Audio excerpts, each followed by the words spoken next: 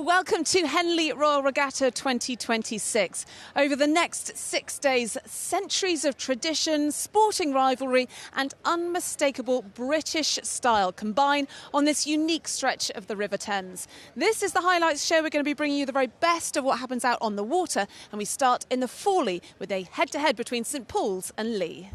Attention!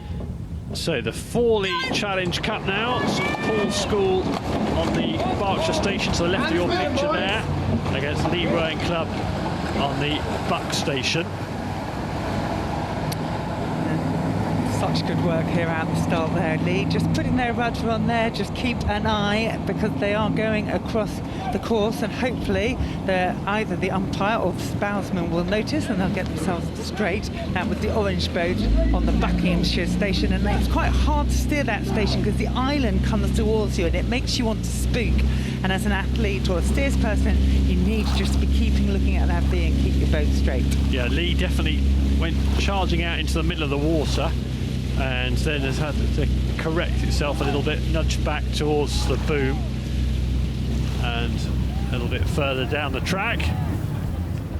That's how they stand. Tight. This is going to be a good race with the St Paul's boat against Lee. St Paul's so strong in the 8. We'll be seeing them in that as well.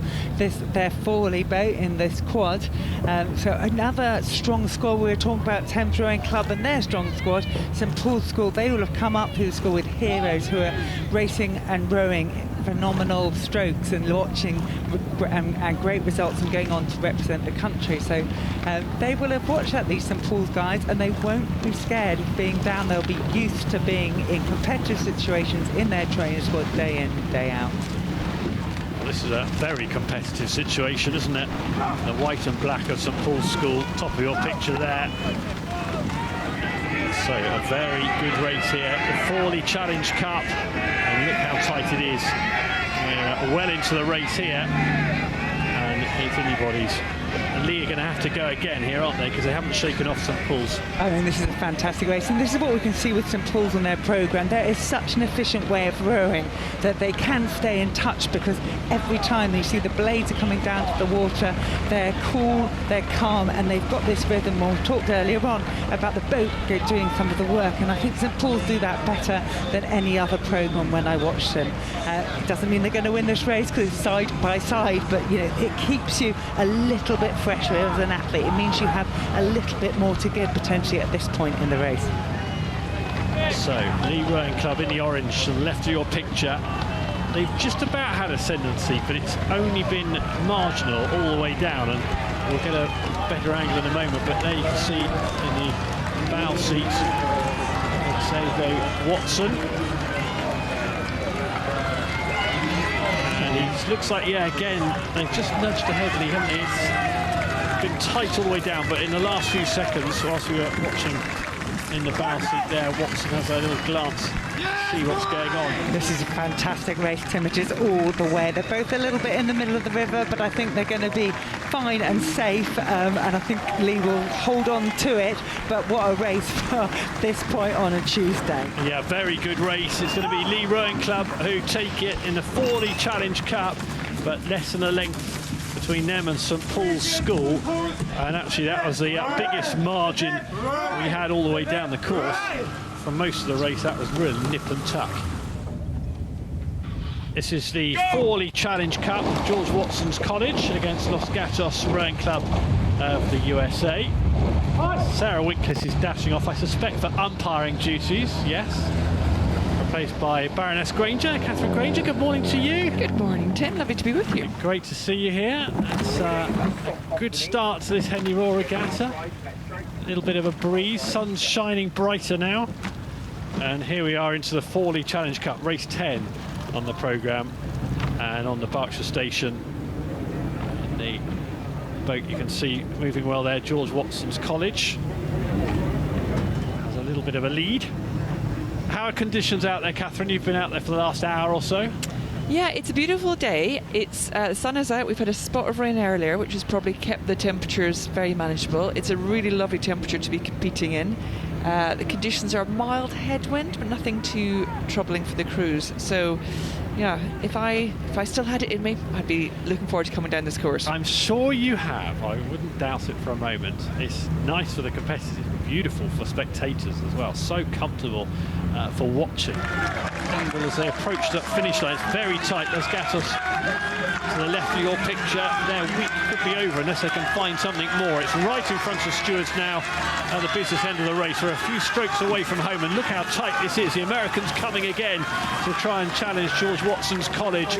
It's going to be a very tight finish. George Watson's responding with their own move, and have they got this race? It's not going to be very much in it in the last few strokes. George Watson's on the Berkshire station have pulled clear to beat Gatos Rowing Club by half a length, but that was a terrific race for this stage of the regatta. That is incredible pacing as well. That is just a race exactly timed to the line, and you can see again in these moments of heartbreak and celebration on day one. Attention! The Wargrave Challenge Cup with London Rowing Club C and Lea Rowing Club on the Berkshire station on your left-hand side of the screen. So a clean start there, Catherine? Yeah, it does look a clean start, and again, it's just a really good judge to see, you know, rowing it's that you're going from absolutely stationary to maximum speed and capacity. When you've got 8 blades in both boats, you know, flying through the water like that, you can just check in that moment of extreme pressure and energy, you know, the precision, the timing, the synchronicity, and it's just these are great shots to be able to judge that. Yeah, and here, it's, like you said, it's very quiet coming down the island, and they'll just focus on their routine, and they won't be racing each other. They'll just be going through their normal start process, settling into their rhythm now. And the Lea seem to have got a bit of a lead coming off the end of the island. Yeah, they have, and again, this is when I always would love to just hear what the coxers are saying, because there's this moment where the crews are still very close, and there's not a complete break from the two crews. You can see from the scores just come up under the barrier sign, there's still a tiny bit of overlap, and the coxes will be, well, one cox will be wanting to break that completely and move away, but the cox in the London boat will be just trying to hold on and then just try and claw back every stroke. It just takes one person to be sometimes physically struggling that can throw off the rhythm, can throw off the timing and unsettle the whole boat. Yeah, and the further in the stern that person is, the more impact they have, I think. Yeah, I used to sit quite close up to the stern. Don't put that pressure on it. But yeah, I mean, it can happen anywhere, but you're right, because up in the stern, so closer to the cox as we look at it further away from us, they're the ones really setting the rhythm and the pace and the timing. So if anything happens at that end, you can't protect it anywhere in the boat. And the Lea really hold it. The pressure is coming from London. They are definitely coming back at them, maybe to half a length at the moment. But both crews keep it together. I love this as well, because it's, you know, London have never been disheartened. They've always felt they could, you know, they're close enough that they could do something here. And it's meant, to your point, that Lea they haven't been able to relax at any point during this race. They've been kept under pressure from start to finish. Yeah, it's been a very good, good sort of demonstration of blasting out, getting a lead and controlling a race from the Lea here. And as we're coming to the finish line, with the Lea Rowing Club on the right-hand side on the Berkshire station, leading London Rowing Club on the Buckinghamshire station. And the margin still overlap between the two crews. It's a great row from both crews. Yeah, congratulations to both crews. That was impressive, close racing and calm control there. Okay, now we're heading down to the start of the Wyfold Challenge Cup with Sydney Rowing Club on the Berkshire station, Haldens Rowing Club, Rook Club, Norway on the right-hand side on the Buckinghamshire station. Good clean start, and welcome to the commentary, Zoe de Toledo. How are you doing? Good, thank you. Excited to be here. Converging crews, here we go. Blades look like they're going to be clashing soon. Sydney slightly up. Big steer there from the rowing club, from Hansen Rowing Club in Norway. Welcome to a very quick, exciting race. Straight in, and this is always what we see, isn't it? Oh no! They just hit the buoy, they moved away, and they snapped the oar. Oh. Yeah, if you can see there, the crew nearest to us, one of their oars is snapped completely in half when they hit the upright there, I think, as they came towards the booms. It's a real danger area. You can see it here. That's it. Hits the three-man. Yes. Yeah, oh, that's horrendous, isn't it? I hope that hasn't hurt himself. That carbon fibre, when it splinters, can be quite sharp. Absolutely, yeah. I mean, they look okay, they're looking around, but that is obviously a race ender there. And I think because they were the ones who were sort of encroaching into and being warned into their opposition's water, I suspect they don't have a leg to stand on there. I think they responded and turned away from Sydney and overcompensated. So, yeah, here we are. As we're coming down to the finish line, the Sydney Rowing Club B, Australia, winning by comfortably because of the Norwegian crew hitting the booms near the start. This is the Princess Elizabeth Challenge Cup for boys at 8. Near us is the Eton College Boat Club, and on the far side is Bedford School. And Bedford out to a length really quite quickly. I'm surprised by that, I must say. These crews were separated by just, I think, 3 seconds, so about a length over the whole course of Nat Schools. They came 7th and 8th at the National Schools Regatta in the Champ 8, so I was expecting this to be a really close matchup, but it looks like Bedford were not playing around at the start there. They just decided to get on it, get out there fast, and put the pressure on. Yeah, they were brave. This is a great row from Bedford. I think they're going to be absolutely delighted with this. Eton are actually, I think, rowing better now than they were at the start. They're putting the pressure on. They look like they've found their rhythm a bit, but it's too late to get back on terms with this Bedford School crew. Yeah, well, their bravery and courage, Bedford, paid off, didn't it? They really got themselves in control of the race, and it didn't really matter after that point. And a great result there for Bedford School in the Princess Elizabeth Challenge Cup, beating Eton College by Clearwater. You can see how hard those boys from Bedford had to work to win that. These wins don't come easy. Henley Royal Regatta is as famous for its unique course as it is for its colourful blazers. But what sets it apart? Why is it so different to regattas around the world or the Olympic Games? We sent Olympic champion and Henley steward Greg Sull out onto the course to explain more. So as you're sitting on the start, the nerves are really going. There's this kind of silence before the start. Everyone sits there and you have to wait for 2 minutes while you're attached, and you wait for the umpire to come in, and you're all looking at each other and they say, attention, go. As you push away from that first stroke, particularly on that buck station, you need to stay tight to the left-hand side. You start taking the first few strokes, in the coxswain's boat you look up and you can see that orange V and the orange post, and you use them to steer. And you have to be really brave and stay tight to the island. As you stay tight to the island, it gets dark. There's a darkness because of the overhanging trees. You can't afford to come out into the middle. Then as you come towards the top of the island, you get to the buoys and you notice those red buoys on your left.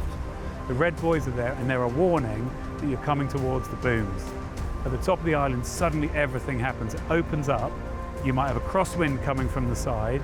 You might have the stream, which might push you towards your opposition if you're on that buck station. So you've got to be really focused right now. Temple Island there, and how close I am to the booms.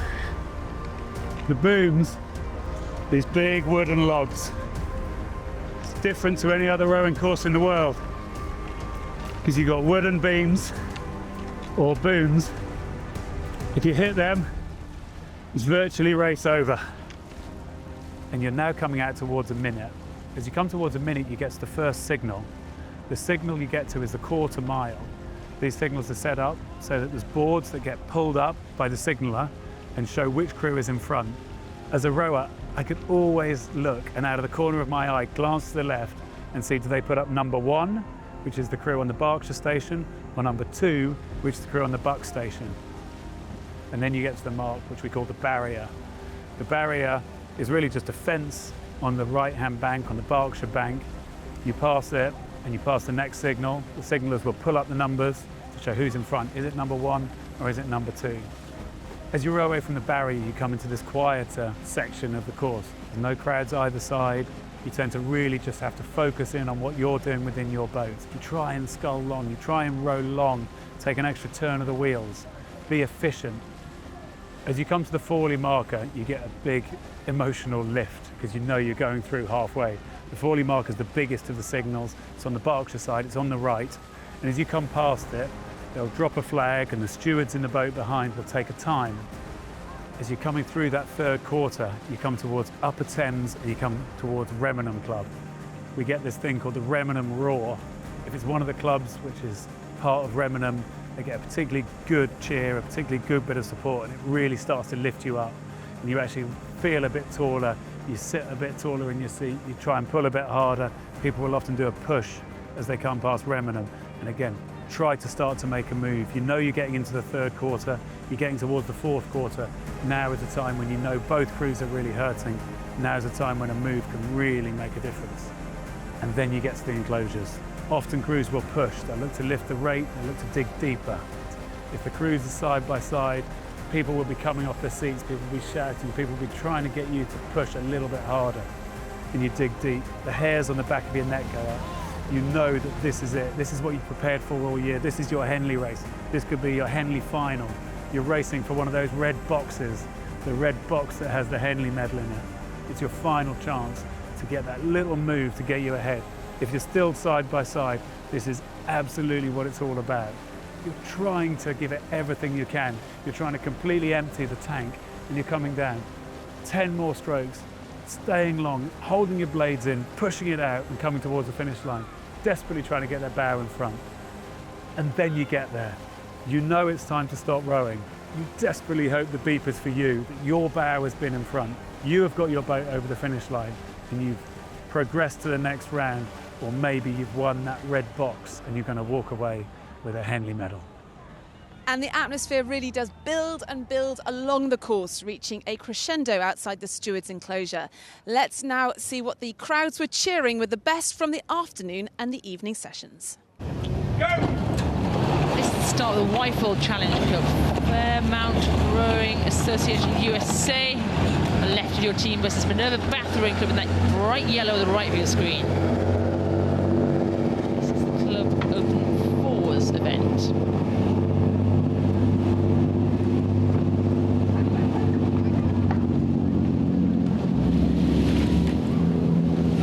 Looks like a fantastic start, and you know what, I love the colour of this Minerva bath kit. I feel like even on a little bit of a grey afternoon in Henley I could do with a pair of sunglasses looking at these. Yeah, it's bright yellow. Good job they're not in a bright yellow empacker, because we certainly can see them coming. Right, this is exciting, and you know how this, anyone watching that hasn't rowed before, this feels totally frantic. I mean, like, it's like you're kind of, it feels like it might if you're hanging off the back of a plane and have like greasy Vaseline hands or something. You're just trying to hold on and move as quick as you can. Their legs are screaming, their lungs are screaming. A tiny glance across there in the bow seat. Jonathan Nagel looking across and saying, right guys, we are in this race. What have you got, Minerva Bath? Can you get back level with this Fairmount Rowing Association USA? And you know, one of the most fantastic and dreadful things about rowing is, you know, unlike a running race when you have no idea if you're really being caught up, which, you know, it does feel horrible. I remember my sister chasing me up the stairs and that's horrible, but in a rowing race, when you can feel them and see them catching you up, that is scary, and I wouldn't want to be the Fairmount crew right now.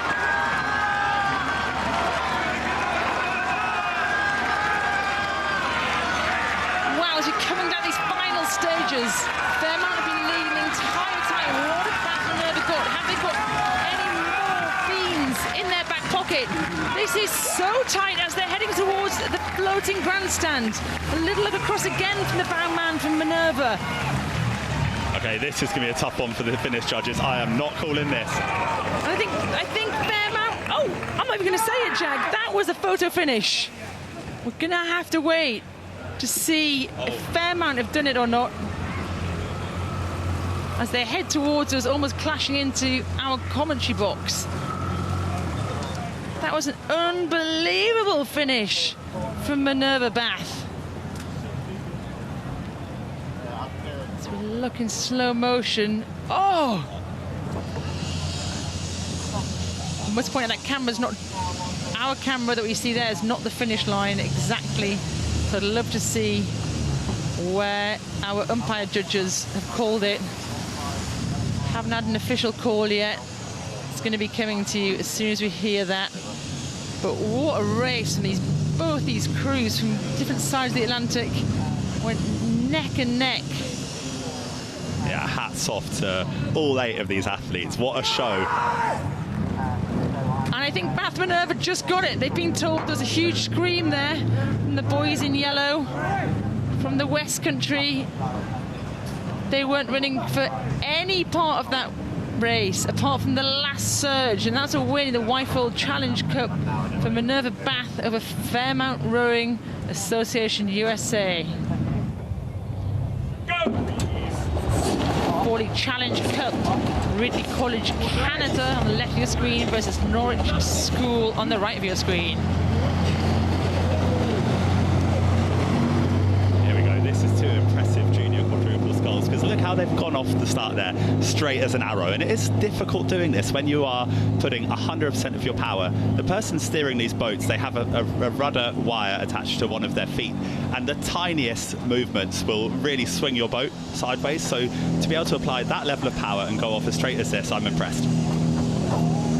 They are getting pushed hard by Norwich here, and it's a tough one to call. If anything, I'd say Ridley is slightly ahead. On the right-hand side of your screen there, a red stripe, that hoop around the middle of these rowers against the Norwich School vertical stripes.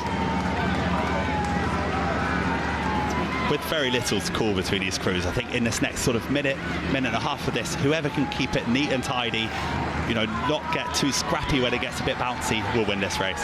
Well, I said how composed they were, but look at that shot from behind. These crews are absolutely all out. As they're coming in the enclosure, listen to that roar. The fans are appreciating what they see here. They're clapping, they're cheering. And can Norwich do it? Another crew from behind to move through these closing stations. I can't call it, Jack. Okay, we are absolutely spoiled here, but you can see some pain and a bit of looking side to side here. The bowman here from Norwich School. Let's keep your eyes in, focus. You can win this race. Archie Wilkins, is he telling his crew to keep moving as these crews are tearing towards the finish line? It's another bow ball to bow ball. I think Ridley just got it there on the surge. Let's wait the official result there. Unbelievable finish from Norwich School.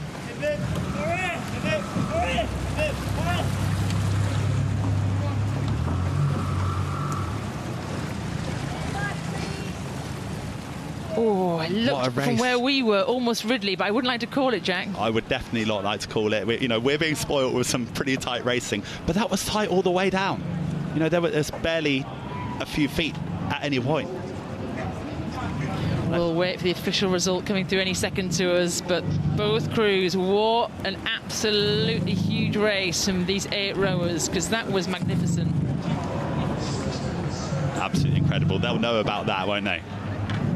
And there you see the laughter from James Howard, the 2C of Norwich, saying he doesn't know. That's a win for Ridley College Canada, the Fawley Challenge Cup over Norwich School. Up at the start, it is the Wyfold Challenge Cup. It's an Aussie derby. We have Swan River Rowing Club on the left of your screen against Mercantile Rowing Club on the right. You can see here the rate is going up in the Swan River crew. We saw Henry Southlinger making his Henley debut in the bow seat. Look across, and there's another look there. Was that Blair Parnell or Quinton Marcatos? How much have we got to do? The rate is going up. They are going to test Mercantile as much as they possibly can. And here we can see Mercantile still looking powerful, but themselves having to respond. And that's a great shot of Alex in the bow seat. Not quite sure who is steering in that boat, but one of those men will be steering with their foot, just ensuring they pick a really nice line. And from what I've seen so far, the line that Mercantile has taken has been beautifully straight, nice and true on their track, A to B as fast as they can. Well done. They will not be feeling comfortable though, because Swan River are coming again. They're going to have another go, and Mercantile are having to really stay on it to ensure they stay ahead. They can probably sense now they're a fair way through the enclosures as we get a shot of them coming round with a lot of power that they've had to use again. And we saw the sort of the head going up of Fletcher Douglas in the stroke seat as they have to stay on it. Swan River, gosh, they are absolutely giving it their all. Just a victory for Mercantile Rowing Club Australia over Swan River Rowing Club in the Wyfold Challenge Cup. Thank you so much for that wonderful Australian derby. So back at the start, it is the Wargrave Challenge Cup. That is the club event for women's eights. And we have Thames Rowing Club C against Marlow Rowing Club. These are athletes who are working or possibly studying, and they are training around that. Thames Rowing Club are on the left of your screen, and Marlow Rowing Club from just down the road are on the right of your screen. Yeah, just a little bit of steering going on there in the Marlow boat on the right of your screen on the buck station.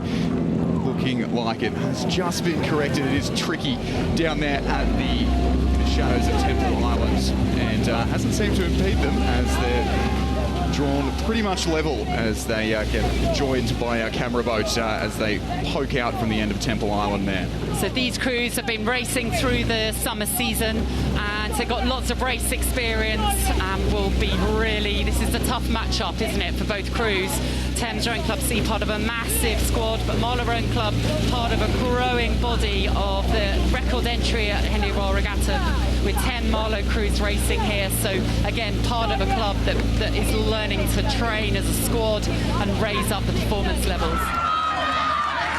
Both crews just starting to look a little bit ragged. They're right at the end of the race. This is the point where that extra 112 metres really starts to hurt, isn't it? There's about still a bit of half a length now for Marlow. Marlow are really coming home strong here, but they might just run out of water in front of the steward's enclosure. They're going through their gears. They are taking it up. Again, still Thames have the edge, but Thames are really having to fight to keep that as Marlow go one more time leading up to the finish line. It is going to be Thames Rowing Club C who make it through, perhaps just half a length over Marlow Rowing Club. And as they said on their recent Marlow Rowing Club kind of social media, the point of stepping into the arena is to take a risk, to see what you're capable of, find out who you are and grow from it. And that was happening for every member of that crew and in that race. So that is day one done and dusted. The car park picnics, though, likely to carry on into the evening. Day two sees two of the three new events get underway at this year's regatta. We have the Queen Victoria Challenge Cup for student women quads and the Danesfield Challenge Cup for club women quads. It's a new milestone for this regatta.